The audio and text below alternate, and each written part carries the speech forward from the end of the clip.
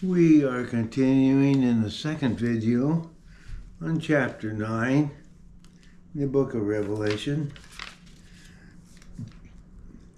We noticed last week that Christians are doing the administration of playing the trumpets, blowing the trumpets, administrating activities from heaven to get rid of sin on the earth. And you and I could be part of that if you want. Perhaps. I don't know. But just in case we're involved, we need to know what our activities have to be. So just as a case of a review, and we don't forget what we learned on earth when we get to heaven.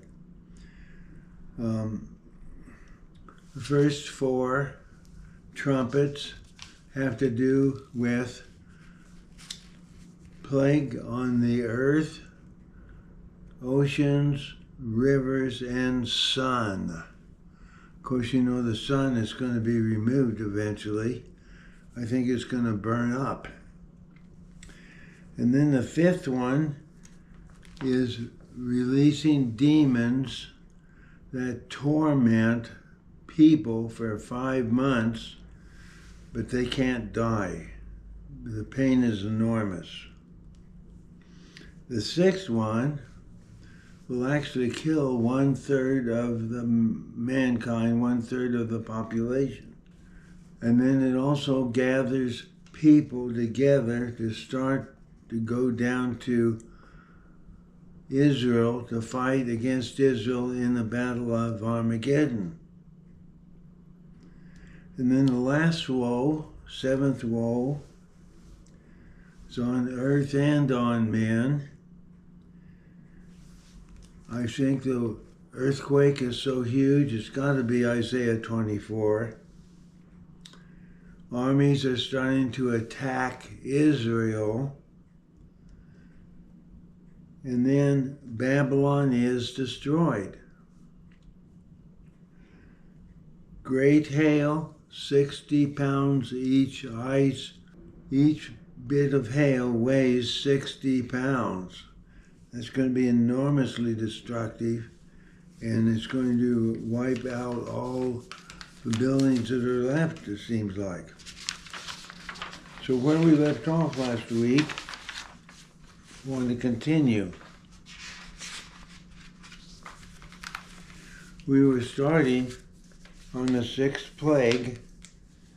Out of the river of Euphrates, 200 million demons kept in prison because they kept not their first estate.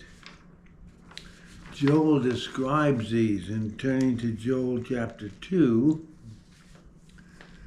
Blow ye the trumpet in Zion, sound an alarm in my holy mountain. Let all inhabitants of the land tremble, for the day of the Lord comes, for it is nigh at hand. That's a very true statement. A day of darkness, of gloominess, a day of clouds and thick darkness. As the morning spreads upon the mountains, a great people and the strong, there has not been ever the like, neither shall be any more after it, even to the years of many generations. A fire devours before them. Behind them is a flame burneth. The land is as the Garden of Eden before them, and behind them a desolate wilderness. So this is what these demons are going to do. Yea, nothing shall escape them. The appearance of them is the appearance of horses. As horsemen, so shall they run. Like the noise of chariots on the tops of mountains shall they leap. Like the noise of a flame of fire that devours stubble, as a strong people set in battle array. Before their face the people shall be much pained. All faces shall gather blackness. They shall run like mighty men. They shall climb unto the wall like men of war. They shall march everyone on his way. They shall not break their ranks. Neither shall one thrust another. They shall walk everyone in his path. And when they fall upon the sword, they shall not be wounded. They shall run to and fro in the city. They shall run on the wall. They shall climb up on the houses. Listen to that. They shall enter in at the windows like a thief. The earth will quake before them, and the heavens will tremble. The sun, the moon shall be dark. The stars shall withdraw their shining. The Lord shall utter his voice before his army, for his camp is very great. For he is strong that executeth his word. For the day of the Lord is great and very terrible, and who can abide it? So that's the end of what Joel has to say. That's a terrible thing coming. But it's all designed to get rid of sin and the consequences of sin. So notice the Euphrates River is dried up now. That's terribly important.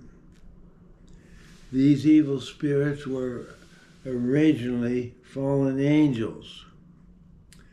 These wicked angels left their own environment to cohabit with human women on the earth. They sinned before the flood and were the main reason why the flood occurred. These spirits were imprisoned until the day of judgment. 2 Peter chapter 2, verses 4 and 5 describe them. I'll read that. Where if God spared not the angels that sinned, but cast them down to hell, delivered them from chains of darkness to be reserved unto judgment, spared not the whole world, but saved Noah, the eighth person, a preacher of righteousness, bringing in the flood upon the world of the ungodly. So in the past, Satan has come to the earth as a serpent. Satan can change his form. And apparently his fallen angels can also change their form. They can appear as a human being if they want. He often appears as an angel of light and is a minister of righteousness. These fallen angels may have hypnotized the women, the human women that they seduced. In these last days, Satan is very desperate and is capable of destroying mankind in his hatred to God. Genesis 6, 1-4 is very important here. It says, "It came to pass, when men began to multiply on the face of the earth, daughters were born unto them. The sons of God saw the daughters of men that they were fair. They took them wives of all they chose. The Lord said, My spirit will not always strive with men, for that he also is flesh, yet his days shall be 120 years. These were giants in the earth in those days. Also after that, when sons of God came in unto daughters of men, and they bare children to them, the same became mighty men, which were of old, men of renown." We call them Nephilim. So these four fallen angels left their first estate. The number is 4, but their army consists of 200 million demons. 4 is used in the same way as it's used in chapter 5 and 6. There are 4 living ones, but there are hundreds of people working under them, Christians. they represent a great company of the saints. Same is true of the 4 horsemen. 4 is a world number, as the whole world is in view. And then verse 18, correction. By these 3 were the third part of men killed, by the fire, smoke, brimstone, which issued out of their mouth. For the power is in their mouth and in their tail. For their tails were like serpents, and had heads, and with them they do hurt. This plague kills 1/3 of the earth's population. This is a time of trouble which is never seen before, according to Daniel 12, according to Daniel chapter 12, verse 1. And then going on to verse 20, heavenly view.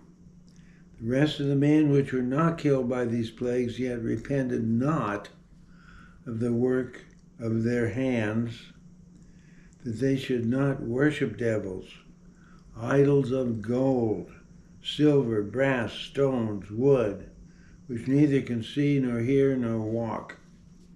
Neither repented they of their murders, nor of their sorceries, drug use, nor of their fornications, sexual sins, nor of their theft. This time of tribulation is going to be a very wicked, wicked time for anybody to live. So there's no repentance. Day of grace is over. This is pure judgment on a wicked world. Just by way of footnote here, I want to correct what commentaries commonly teach about the fallen angels' involvement with women. The usual explanation of Genesis chapter 6 is noted. In commentaries, the sons of God refer to the godly line of Seth, while the daughters of men are the godless line of Cain. This is not biblical. If there was a true godly line, they would be with Noah in the ark. And if they were truly godly people, why did they do such ungodly acts on this earth? Why did God wipe them off the earth? There's no such thing as a godly line. So that line of thinking, often taught in church, is not correct.